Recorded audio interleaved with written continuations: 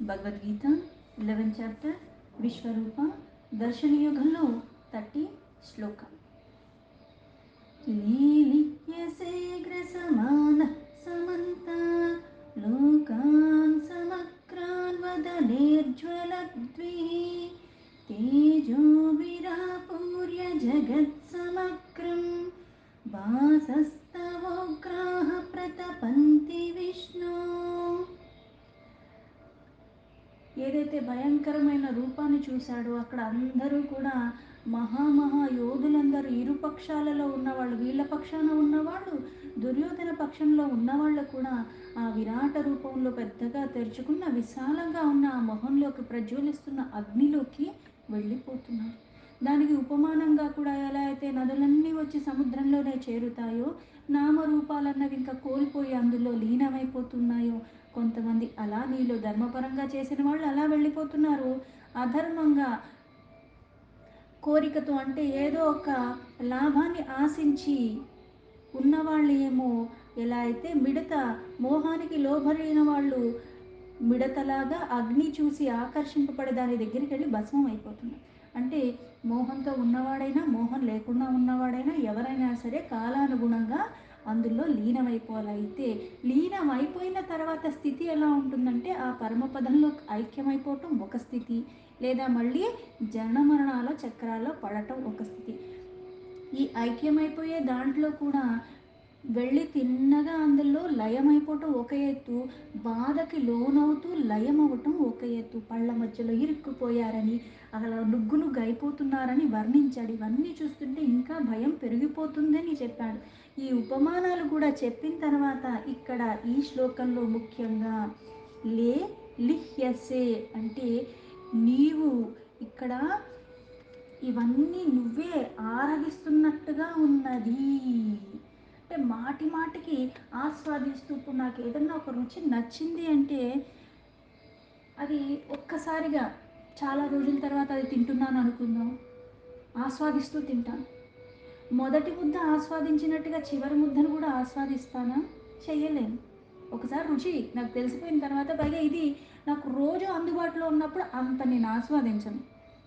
మొదటిసారి పైగా నాకు చాలా అరుదుగా లభిస్తుంది అంటే ఆస్వాదిస్తాను.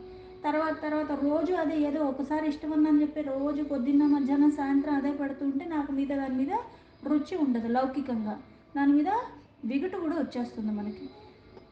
కానీ ఇక్కడ ఈ విరాట రూపంలో ఇక్కడ నువ్వు ఆస్వాదిస్తున్నావు మాటి మాటికి. అంటే ఇంతమంది అంతలాగా ఇంత వేగంగా వెళ్ళిపోతూ ఉంటే ప్రతిదాన్ని ఆస్వాదిస్తున్నావు. లేలిహ్యసే అది ఆస్వాదిస్తూ లోపలికి నువ్వు తీసుకుంటున్నావు మాటి మాటికి. గ్రసమానః ఈ ఆస్వాదించే విధానంలో కూడా ఎలా ఉంది అంటే నువ్వు కబళించిన వాడివై, అంటే ఇది నాదే మొత్తం ఎక్కడ కొంచెం కూడా మిగల్చకుండా అంతలాగా కబళించి దాన్ని లోపలికి తీసేసుకుంటున్నావు. దేన్ని తీసుకుంటున్నాడు? సమంతాత్. సమంతాత్ అంటే సర్వాన్ని, అన్ని వైపుల నుంచి. ఎలా అయితే విరాట రూపాన్ని మొదటిసారి చూసినప్పుడుగా ఆ రూపం నాకు ఎక్కడ మొదలైందో ఎక్కడ అంతమైందో తెలియదన్నాడు. ఎటుపక్క చూసినా ఒకేలాగా కనిపిస్తుంది, నాకెక్కడ ఏమీ తెలియట్లేదు, పైగా ఇదలా ఉంది, మొత్తం వ్యాపించి ఉన్నట్టుగా ఉన్నావు అన్నాడు. అలాగే ఇక్కడ ఆస్వాదిస్తున్నాడు, కబళించేస్తూ ఉన్నాడు. ఎక్కడి నుంచి కబళిస్తున్నాడు అంటే అన్ని వైపుల నుంచి అంతే రకంగా ఆస్వాదిస్తున్నాడు. ముందు ఒకలాగా, వెనకాల ఒకలాగా, పక్కన ఒకలాగా అన్నట్టుగా కాకుండా అన్ని వైపుల నుంచి అంతలాగా గ్రహిస్తూ అన్నీ ఆస్వాదిస్తున్నాడు. ఈ ఆస్వాదించటంలో లోకాన్ సమగ్రాన్, ఈ లోకములన్నీ కూడా సమాప్తమైపోతున్నట్టుగా, అంటే మొత్తం ఇంక ఎక్కడ ఏది మిగలకుండా అంతా లోపలికి తీసేసుకున్నట్టుగా, సకల లోకాలు కూడా అంతలాగా లోపలికి సమస్తాన్ని తీసేసుకుంటున్నట్టుగా ఉన్నావు నువ్వు.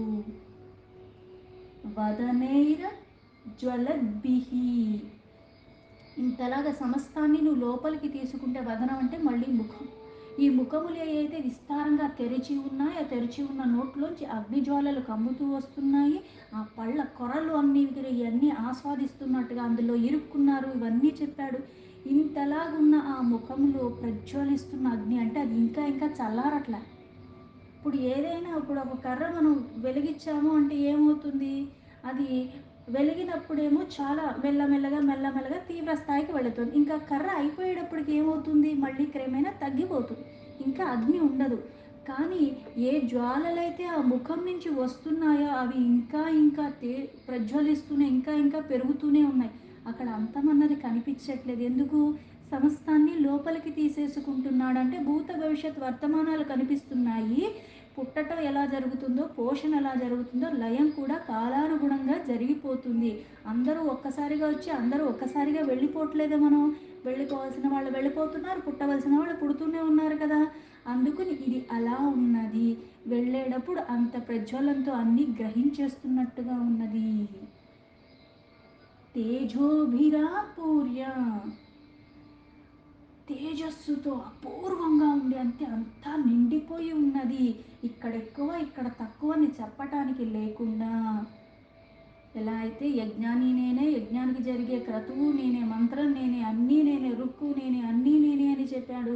అగ్ని రూపంలో అది స్వీకరించేది నేనే, అగ్ని రూపంతో మళ్ళీ నేను ఆయా దేవతలకి ప్రసాదించేది నేనే అని చెప్పాడు. ఇప్పుడు ఇక్కడ అగ్ని తేజోమయము అంతా నిండిపోయింది. ఎక్కడెక్కడ నిండిపోయింది? జగత్ సమగ్రం, సమస్తము జగత్తంతా కూడా నిండిపోయి ఉన్న ఆ తేజోమయము అంతా ఉన్నది తేజస్సే. భాసస్తవుగ్రాహ, భాస అంటే కాంతులు. ఆ తేజస్సు అంతలాగా సమానంగా అన్ని వైపులు వ్యాపించి ఉన్నది, కాంతిమయంగా ఉన్నది. అందుకే భాసస్తవోగ్ర అంటే ఈ కాంతులు నీ ఉగ్ర రూపాన్ని దాల్చినట్టుగా. ఇప్పుడు అదే నేను మామూలుగా ప్రశాంతంగా ఉన్నప్పుడు మాట్లాడితే ఒకలాగుంటాను. ఇదే నాకు కోపం వచ్చినప్పుడు నా పక్కన నుంచోటానికి కూడా, సన్నిధికి రావటానికి నా కొడుకు కూడా భయపడతాడు. ఎందుకంటే కోపంలో ఉన్నాను. మామూలు అప్పుడు ఏదో నేను ఆడుతూ పాడుతూ ఏదో సరదాకి ఒకటేస్తే అంత పెద్దగా దెప్పి తగలదు. నాకు కోపం వచ్చినప్పుడు ఇదే శరీరం, కాకపోతే నేను ఎంత కొడుతున్నానో నాకు తెలియదు, వాడికి ఎంత తగులుతుందో వాడికి తెలుస్తుంది. అందుకే నాకు కోపం వచ్చినప్పుడు ఏం చేస్తాడో వాడు దగ్గరికి రాడు, ఆ కాసేపన్నా అడిగిమడి ఉంటాడు. అయితే ఏదైతే సమస్తం ప్రజ్వలిస్తున్న అగ్నిమయంగా ఉన్నదో ఈ ముఖములతో అన్ని వైపుల నుంచి అంతా కబళిచ్చేస్తూ దాని లోపలికి తీసుకేసుకుంటుంది. అది ఎలా ఉంది అంటే చాలా ఉగ్రంగా ఉంది. సమస్తము వెళ్ళిపోతుందంటే ఇంకా అంతకన్నా ఉగ్రత్వం లేని అంత తారాస్థాయిలో ఉన్నది. ప్రతపంతి విష్ణు. పైగా ఈ తారాస్థాయికి ఉన్నది ఏమవుతుంది, మళ్ళీ తప్పింపచేస్తుంది. అంటే ఆ వేడి మొత్తం వ్యాపించేస్తూ ఉంటుంది. ఇప్పుడు ఫ్రిడ్జ్ డోర్ తీసి మనం వదిలేస్తే ఏమవుతుంది, ఫ్రిడ్జ్ లోపల చల్లగానే ఉంటుంది. ఇది తెరిచిన కారణంగా ఏమవుతుంది, అక్కడ కూడా చల్లదనం ఎలా అయితే వస్తుందో. ఇప్పుడు అగ్ని వెలిగించాను, ఆ చుట్టుపక్కల ఏమవుతుంది, వేడిగా ఉంటుంది, చల్లగా ఉండదు, చల్లని తీసేస్తుంది. ఇంత ఉగ్రమయమైన తేజోమయంగా అన్ని వైపులు వ్యాపిస్తూ సమస్తాన్ని కప్పివేస్తున్నట్టుగా ఉన్న కాంతిమయంగా ఉన్నది ఏం చేస్తుంది, ఆ వేడి ఇంకా ఇంకా పెంచుతుంది. ఎందుకు? ఆ జ్వాలలు ఇంకా ఇంకా విజృంభిస్తున్నాయి, తేజస్సు పెరిగిపోతుంది, ఉగ్రతనం పెరిగిపోతుంది. అందుకని ఆ వేడి మొత్తం కూడా ఎక్కువైపోతుంది విష్ణు. అంటే ఏది చూసి నేను ఇంకా భయానికి లోనవుతున్నానో ఆ భయాన్ని ఇంకా పెంచేలాగా ఉంది. ఇది ఇంకా చూస్తూ చూస్తూ ఉంటే చూడలేని స్థితికి వెళ్ళిపోతున్నాను. చూడగలిగే అంత దివ్య దృష్టి ఇచ్చావు కానీ తట్టుకునే అంత నాకు లేదు నాయన అని చెప్పుకుంటున్నాడు. శ్లోకానికి యథా తథా మీనింగ్ తీసుకుంటే, లీలిహ్యసేగ్ర సమాన సమంత లోకాన్ సమగ్రాన్ వదనేర్జ్వలద్భిః తేజోభిరాపూర్య జగత్ సమగ్రం వాసస్తవోగ్రాహ ప్రతపంతి విష్ణు. హే విష్ణు, ఇంత ప్రజ్వలిస్తున్న నీ ముఖంలోంచి వస్తున్న ఆ తేజోమయమైన అగ్ని సమస్త లోకాల్ని కూడా కబళించి వేస్తుంది అన్ని వైపుల నుంచి. మాటి మాటికి ఆస్వాదించేస్తున్నావు అన్ని ముఖములతో. నీ ఉగ్ర తేజస్సు అంతటా నిండిపోయి జగత్తంతా కూడా ఆ తపానికి వేడికి లోనైపోతుంది కృష్ణ అన్నాడు. అంటే ఆ సమస్తానికి మూలమైన వాడు ఆ శక్తి ఎంత ఉంది అంటే సృష్టికి కారణం తానే, స్థితికి కారణం తానే, లయకి కారణం తానే. సృష్టికి కావాల్సినప్పుడు అంత లేదు, అంత అవసరం లేదు. స్థితికి కావాల్సినప్పుడు కూడా అంత అక్కర్లేదు. కానీ లయానికి ఆ ఇవన్నిటిని నియంత్రిస్తున్న ఎంతకి ఎంత కావాలో కూడా దాన్ని పరిమాణంలోనే ఉంచుతున్నావు. ఎందుకు ఇవన్నీ మళ్ళీ నీ ఆధీనంలో ఉన్నాయి. ప్రస్తుతం నీ అన్ని దిక్కులా కూడా అన్నిటినీ గ్రహించేస్తూ ఉన్నావు. నువ్వు సర్వభక్షకుల్లాగా ఉన్నావు. అంటే అన్ని ఇది అది అని ఏమీ వ్యత్యాసం లేకుండా సమస్తాన్ని లోపలికి తీసేసుకుంటున్నావు. అంటే భవిష్యత్తులో జరిగే సంఘటనలన్నీ కూడా ఇక్కడ నాకు కనిపిస్తున్నాయి. యుద్ధం తర్వాత ఏం జరుగుతుంది, ఎవరెవరు మరణిస్తున్నారు, అందరూ నిర్మూలించబడుతున్నారు. మా పక్షంలో వాళ్ళు, అలాగే శత్రుపక్షంలాగా వాళ్ళు. అందుకే భయంతో వణికిపోతున్నాడు. ఉపమానాలు చెప్పాడు కానీ ఉపమానాలు కూడా అంటే ఒక ఉదాహరణ అయితే ఇచ్చాడు కానీ ఈ ఉదాహరణ అంతే ఉంది అని చెప్పటానికి కూడా వీలు కాకుండా అంత భయానకంగా కనిపిస్తుంది అక్కడ ఆ విరాట రూపము. ఎలా అయితే ఇప్పుడు భీముడు అందరికన్నా చాలా భోజన ప్రియుడు అంటారు. ఎన్ని పెట్టినా ఎంత పెట్టినా సరే భలే రుచిగా అన్నీ ఆస్వాదిస్తూ తింటానే ఉంటాడు. బాగా తిండిపోతూ ఏం చేస్తాడు, ఎంత పెట్టినా తింటాడు. కొంచెం తినగానే అరిగిపోయి లేకపోతే వాడికి ఇంకా తినలేని పరిస్థితి ఉన్నప్పుడు, పైగా వాడికి దేని మీద రుచి అన్నది తెలియనప్పుడు వాడు ఎలా తింటాడు? ఏదో కెలికి కెలికి తింటారు పిల్లలు కొంతమంది. కానీ భీముడు ఆస్వాదించు తింటాడు. అలాగా ఇప్పుడు నీ ఉగ్ర రూపంలో ఇన్ని ముఖములుగా లెక్కపెట్టలేనని కనిపిస్తున్నాయి. అందులో లెక్కపెట్టలేనని నోర్లు తెరిచి ఉన్నా, అందులో లెక్క పెట్టడానికి వీలు కాకుండా ఈ సమస్తము లోపలికి వెళ్ళిపోతుంది. ప్రతి ఒక్కదాన్ని నువ్వు ఆస్వాదిస్తున్నావు. ఇంత వేగంగా వెళ్ళిపోతున్నా సరే, మనం తొందరలో ఎక్కడికి వెళ్ళిపోవాలంటే మనం 5 నిమిషాల్లో తినేయాలనుకున్నాం, మనం ఆస్వాదిస్తామా? లేదు, కుక్కేసుకుంటాం. దాన్ని అంత పెద్దగా రుచి పట్టించుకోము. కానీ ఆ సమయంలో కూడా ఆస్వాదిస్తున్నట్టుగా ఇంత వేగంగా వెళ్ళిపోతున్నా సరే, అంత ప్రతి ఒక్క దానిని ఆస్వాదిస్తున్నాడు అన్ని వైపుల నుంచి. అలా కనిపిస్తున్నాడు. అందుకని ఇప్పుడు కొట్టటం ఎలా కొట్టినా సరే, కొట్టేది మనకి బాగా గట్టిగా తగులుతూ ఉంటే 10 దెబ్బలు కొట్టక్కల, ఒక్క దెబ్బ చాలు. నేను 10 సార్లు కొట్టినా అది పెద్దగా తగలనప్పుడు ఏమవుతుంది, 10 కొట్టినట్టు కనపడుతుంది తప్పితే అక్కడ అంతేమీ ఉండదు. ఒక్కసారి కొడితేనే వాడు లెగలేకుండా చావు దెబ్బలాగా తగిలింది అంటే ఏమవుతుంది, వాడికి భయం వేస్తుంది. ఇట్లాంటి ప్రతిసారి ఇలాగే తగులుతుందంటే ఎంత భయంకరంగా ఉంటుంది. అలాగే ఏంటిది కృష్ణ, అన్ని వైపుల నుంచి సమస్తము అంతలాగా లోపలికి అలా ఎలా సమస్త జీవరాశుల్ని నువ్వు ఆస్వాదించేస్తున్నావు, అలా మింగేస్తున్నావేంటి, అన్ని లోపలికి అలా ఎలా తీసేసుకుంటున్నావు నువ్వు? పైగా వాళ్ళు నీ పళ్ళుల్లో చిక్కుకుని ఉంటున్నారే, అందులో ఇరుక్కుపోయి ఉన్నారే, పైగా ప్రతిదాన్ని ఇరుక్కున్నా ఎలా ఉన్నా సరే అక్కడి నుంచి తప్పించుకునే మార్గం లేకుండా అన్నీ లోపలికి తీసేసుకుంటున్నావే. ఇది ఏంటి విచిత్రము, ఇంత ఉగ్రమైన నీ రూపాన్ని నేను సమస్తానికి మూలమనైతే అర్థం చేసుకున్నాను, కానీ ఈ రకంగా అయిపోతుంది, ఈ రకంగా తీసుకుంటున్నావని నాకు అది చూసి అర్థం చేసుకోవటానికి, అది గ్రహించటానికి కష్టంగా ఉంది.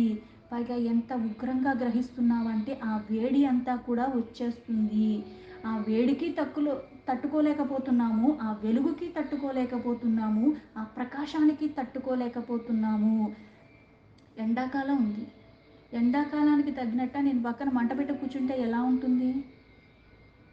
అలాగా ఇంకా ఇంకా వేడిని పెంచేలాగా ఉంది. అన్ని జీవరాశులు మరణిస్తూ ఉన్నాయి. కాలం అనేది ఎవ్వరికీ కూడా కాలాతీతమైన వాడిలో అందరూ వెళ్ళిపోవలసిందే. ఆయన ఒక్కడే ఉంటాడు. కాకపోతే ఏ ప్రాణి అయినా హరించుకుపోతుంది. అందుకు నాకు ఇంకా కాలస్వరూపంలో ఉన్నావు నువ్వు. ఆ ఆకారం చూస్తుంటే ఇంతలాగా నువ్వు ఆస్వాదించి లోపలికి తీసుకుంటే నేను తట్టుకోలేకపోతున్నాను. ఊహిస్తేనే భయంగా ఉంటుంది. అలాంటిది ప్రత్యక్షంగా చూస్తున్నాడు అక్కడ. అందుకని నా సందేహాలన్నీ మాయమైపోయినాయి. ఇంకా మాత్రం నేను ఇది చూస్తూ ఇంత ఉగ్రత్వం, ఇంత క్రూరత్వం నాకు చూడలేని స్థితికి వెళ్ళిపోతున్నా. అంటే దయ, కరుణ ఇవన్నీ కదా పరమాత్మ తత్వాలు. ఇక్కడ దానికి వ్యతిరేకంగా కనిపిస్తుంది ఏంటి? ఇక్కడ మరణించిన ప్రతి వాళ్ళు వెళ్ళిపోతారు. అయితే ఇంత రకంగా అంతలాగా ఆస్వాదిస్తూ లోపలికి ఎలా తీసుకుంటున్నా, సమస్త జీవరాశులు కూడా తనిలోకి వెళ్ళిపోతున్నాయి. మళ్ళీ తిరిగి రావటానికి అవకాశం కూడా లేనట్టుగా. అందుకే దయ చూపించు. మరణం అనేది వరంగా ఉండాలి. ఎందుకు? ఈ మానవ జన్మ నుంచే నువ్వు తరింపజేసుకునేలాగా మళ్ళీ ఇటువంటి జనన మరణాల బంధనాల్లో చిక్కుకోకుండా ఉండాలి. కానీ ఇక్కడ ఆ మరణం నువ్వు ఏదైతే చూపిస్తున్నావో దయ, జాలి ఏదీ లేకుండా, అంటే చాలా కఠినాతి కఠినంగా ఒకరిని హింసించి చంపితే ఎలా ఉంటుంది, అలా కనిపిస్తుంది నాకు. అంటే ఇప్పుడు మనం ఏం చేస్తాం, అకాల మృత్యు ఎవరికన్నా వచ్చిందంటే బాధ అనిపిస్తుంది.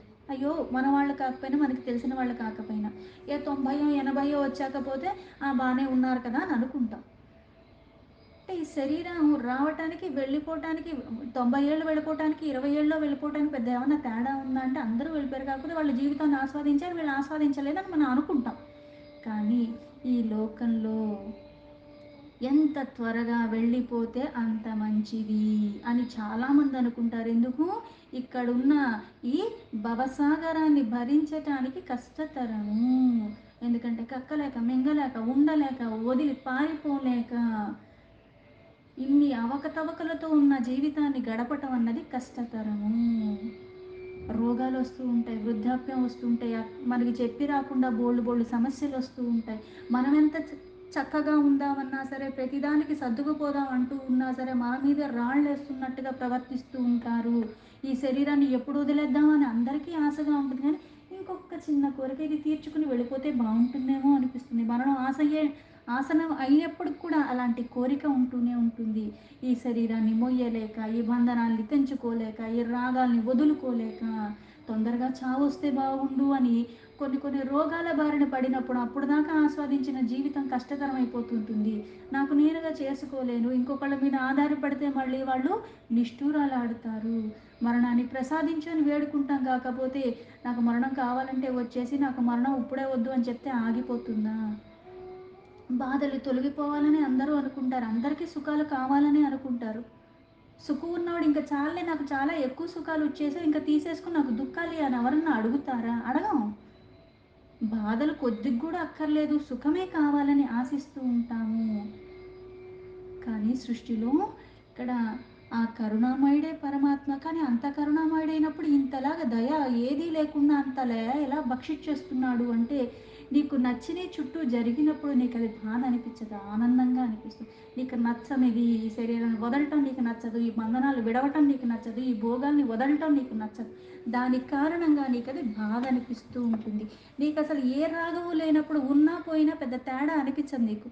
ఇంకొక రోజు ఇచ్చాడు మహాప్రసాదం, తీసుకెళ్ళిపోయాడు ఇంకా మంచిది అన్న ఇదిలో ఉండగలిగితే ప్రతిరోజు సార్థకమే.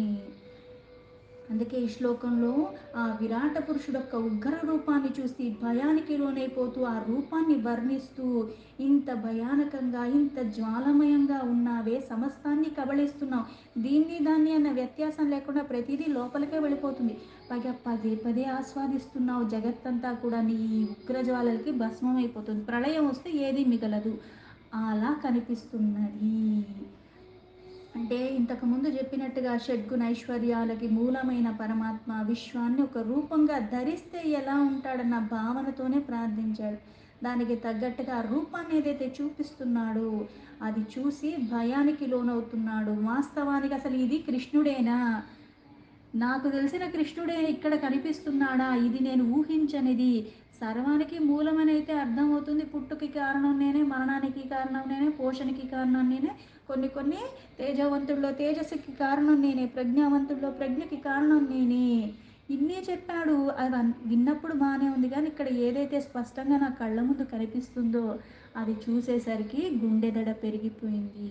అది ఇప్పుడు స్వీకరించడానికి నేను సిద్ధంగా లేను, భయం కారణంగా వణికిపోతున్నాను, ఇంకా నేను ఇది చూడలేని స్థితికి వెళ్ళిపోతున్నాను అన్న భావనలో చెప్పాడు. దీంతో భగవద్గీత 11వ చాప్టర్ విశ్వరూప దర్శన యోగంలో 30 శ్లోక సంపూర్ణం.